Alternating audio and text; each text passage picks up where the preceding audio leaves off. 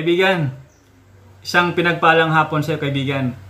Kaibigan, samahan niyo ako dahil ngayong hapon ay magre-review tayo nitong Ribisco crackers, mga kaibigan. Dahil ito yung mabilisan natin nakikita kapag tayo ay nasa labas o nagmimerienda. So, i-review natin kung ilan ang magiging glycemic load, no? After 1 hour. So, 1 hour lang ang ating paghihintay para makita natin yung epekto or yung increase, no, ng ating blood sugar after natin kumain itong Ribisco crackers, no? Okay, so ito yan. Buksan natin. Yan. Bumili tayo ng isa lang. Yan.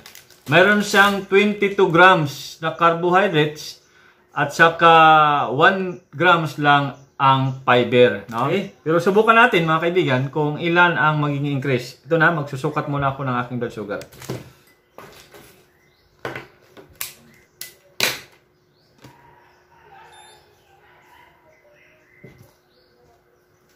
Nakikita ba dyan?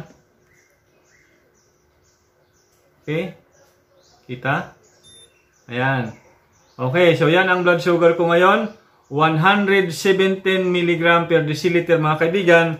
Dahil nga umiinom pa rin tayo ng ating supplement, no? Ilalagay ko dyan sa description sa baba para makita nyo kung anong ginagamit kong supplement, okay? So, 117 mg per deciliter.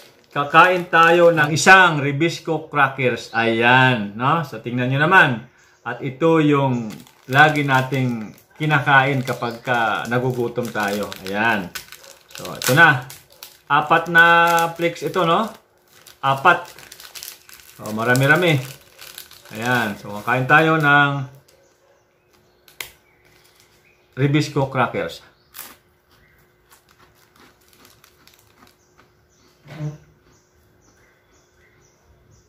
Shout out kay John Chavez.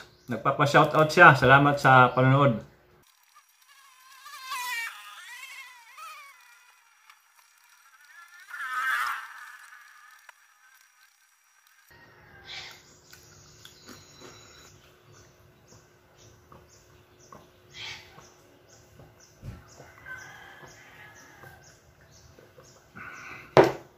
Tapos tayo kumain 3:45 ng hapon.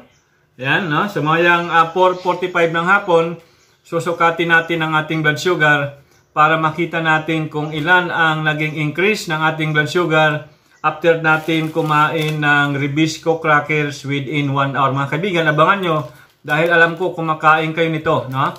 At hindi nyo alam kung ilan ang nagiging increase ng inyong blood sugar. At kahit papano sana makita nyo kung ilan ang naging increase ng ating blood sugar after natin kumain, okay? Ayan, kaibigan, no? So, eksaktong 4:45 ng hapon. Ayan. Ang ating oras, after 1 hour, kumain tayo ng Ribisco crackers, okay? So, ito na. Susukatin natin ang ating blood sugar para makita natin, mga kaibigan, kung ilan ang increase. 117 kanina. 117.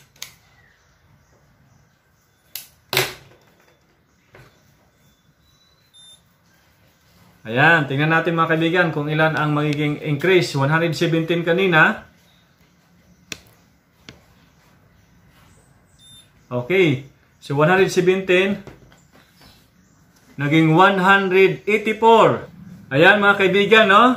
From 117 ang aking blood sugar bago tayo kumain. After 1 hour, naging 184, no? So, 67 mg per deciliter ang increase ng ating blood sugar after tayo kumain ng Ribisco cracker. So, alam niyo na, mga kaibigan, kung gaano kataas, no, ang increase ng blood sugar pagkatapos kumain ng Ribisco crackers. Okay, so maraming salamat sa inyong panonood at huwag nyo rin kalimutan mag-subscribe sa ating channel. Thank you very much.